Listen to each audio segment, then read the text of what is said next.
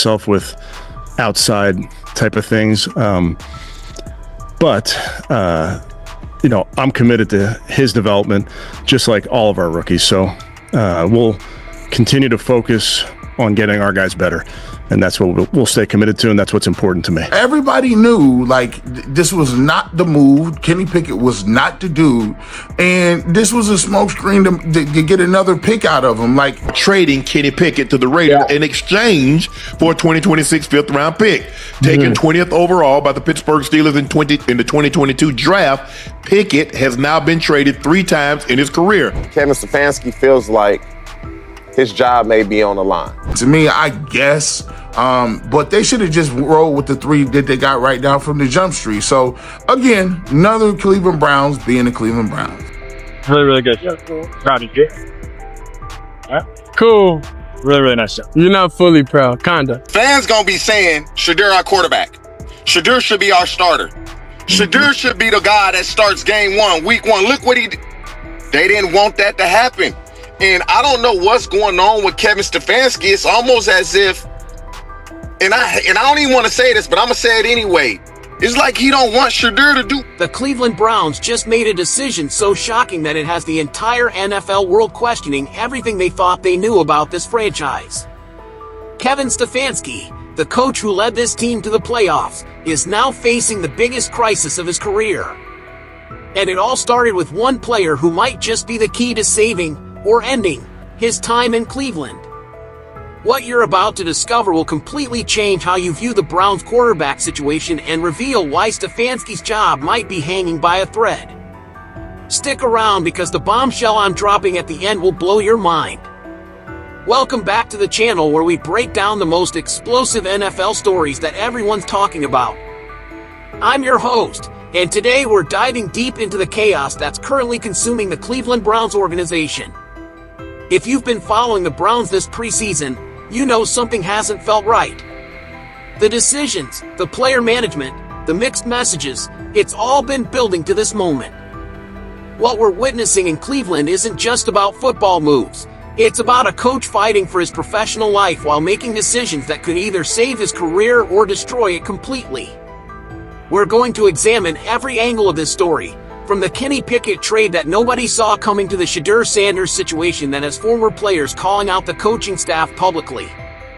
By the end of this video, you'll understand exactly why Kevin Stefanski might be coaching his last season in Cleveland, and more importantly, you'll see the one move that could change everything. Let's get into it. Here's something that will shock you. The Kenny Pickett trade to the Raiders wasn't just a football decision. It was a desperate attempt by a coaching staff that knew they had backed themselves into a corner. When the Browns traded for Pickett earlier this year, Kevin Stefanski publicly endorsed him as a legitimate starter. He stood at press conferences, looked reporters in the eye, and told them that Pickett was their guy. Fast forward just months later, and they're shipping him off to Las Vegas for a measly 2026 fifth-round pick. But here's what the mainstream media isn't telling you about this trade. This wasn't about Pickett's performance on the field. This was about Stefanski realizing he had made a catastrophic error in judgment, and now he's scrambling to cover his tracks before the front office notices. Think about it. You don't trade a quarterback you just acquired unless you know something the public doesn't. The timing of this trade is absolutely crucial to understanding what's really happening in Cleveland. It came right after that disastrous preseason game where Shedeur Sanders got injured behind a makeshift defensive line. Coincidence? I don't think so. The moment that injury happened, you could see the panic in Stefanski's eyes. He knew that if Sanders got seriously hurt under his watch, especially after the way he'd been handling the rookie, his job would be in immediate jeopardy. What makes this even more damaging for Stefanski is how this trade exposes his complete lack of long-term vision. Remember, this is the same coach who spent months defending his quarterback room, insisting that the competition would bring out the best in everyone. Now, with Pickett gone, it's clear that there was no real plan. It was all smoke and mirrors, and the front office is starting to see through it. The Raiders, meanwhile, are laughing all the way to the bank. They just acquired a former first-round pick for practically nothing, and they know exactly why Cleveland was so desperate to move him. When other teams start viewing your trades as fire sales, that's when you know your credibility as a coach is completely shot. But here's the most damaging part of this entire situation: the message it sends to the locker room. Players aren't stupid. They see a coach who publicly backs a player one day and then ships him out the next. They're wondering, if he can do that to Pickett, what's he going to do to me? That kind of uncertainty destroys team chemistry faster than any injury or losing streak ever could. The Pickett trade isn't just a roster move, it's a white flag.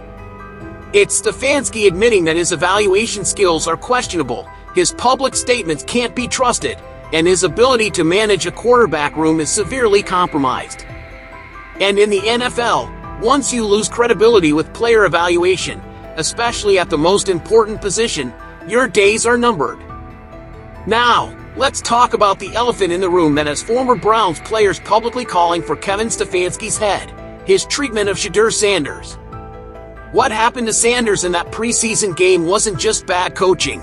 It was a deliberate setup that backfired spectacularly and might cost Stefanski his job. Here's what really happened that night, and why it's so much worse than what you've been told. Stefanski made a decision that no competent NFL coach would ever make. He put his rookie quarterback behind an offensive line that he knew wasn't ready for game action. But this wasn't an accident or an oversight. This was calculated.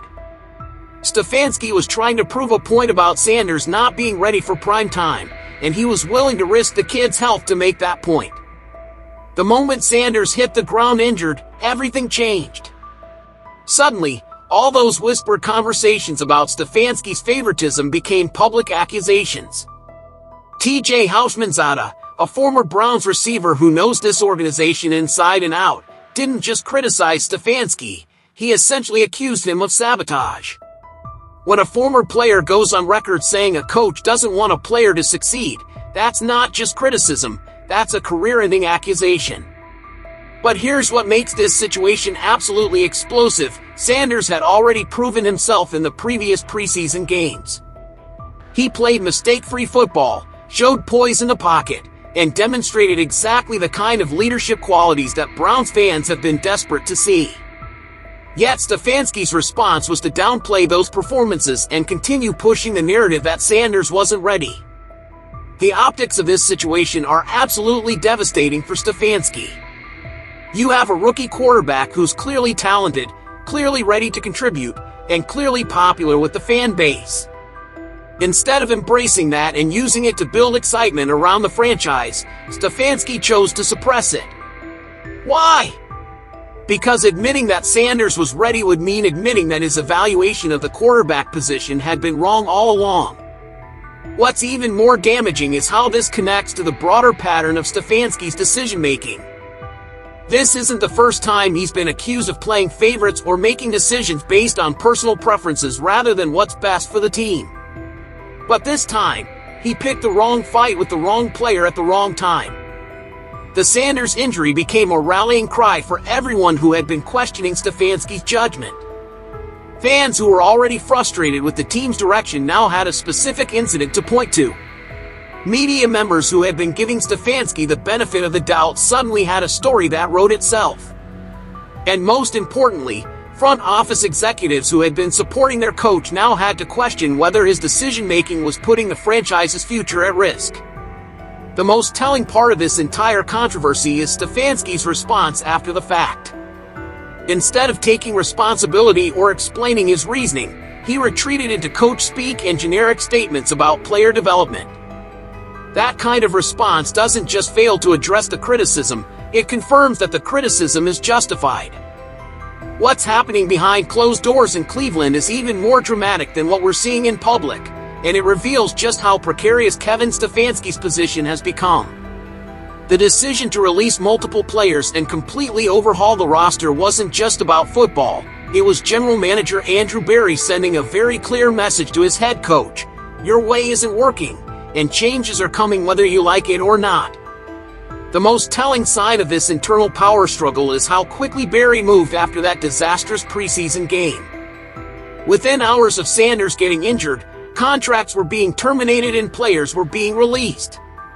That kind of immediate, sweeping action doesn't happen unless there's been a complete breakdown in communication between the front office and coaching staff. Barry wasn't just cleaning house, he was making a statement about who really runs this organization. But here's what makes this situation absolutely unprecedented. Barry's actions directly contradicted Stefanski's roster construction philosophy. For months, Stefanski had been building a specific type of team with specific types of players. Barry's moves essentially dismantled that vision overnight. When your general manager is willing to publicly undermine your roster decisions, that's not just a disagreement, that's a vote of no confidence. The timing of these moves also reveals something crucial about the Browns' internal dynamics. Barry waited until after Stefanski's handling of the Sanders situation became a public relations disaster before making his move. That suggests he was looking for the right moment to assert his authority, and Stefanski's mismanagement gave him the perfect opportunity. What's even more damaging for Stefanski is how these front office moves have been received by the rest of the NFL. Other coaches, general managers, and executives are watching this situation closely, and they're seeing a coach who has lost control of his roster, his message, and his relationship with his front office. In the NFL, perception becomes reality very quickly, and the perception right now is that Stefanski is a lame duck coach. The most devastating aspect of this front office revolt is how it's affected Stefanski's ability to coach his team. Players can sense when there's tension between the coaching staff and management, and it creates an atmosphere of uncertainty that's toxic to team chemistry. When players don't know if their coach will be there next week, they stop buying into his system and start playing for themselves. Barry's willingness to make such dramatic moves also suggests that he's already thinking about life after Stefanski. You don't completely overhaul a roster unless you're planning for a new direction, and that new direction probably includes a new head coach. The fact that Barry was willing to eat the financial cost of releasing multiple players shows just how committed he is to changing the culture of this organization. The most telling sign that Stefanski's authority has completely crumbled is how he's responded to these front office moves.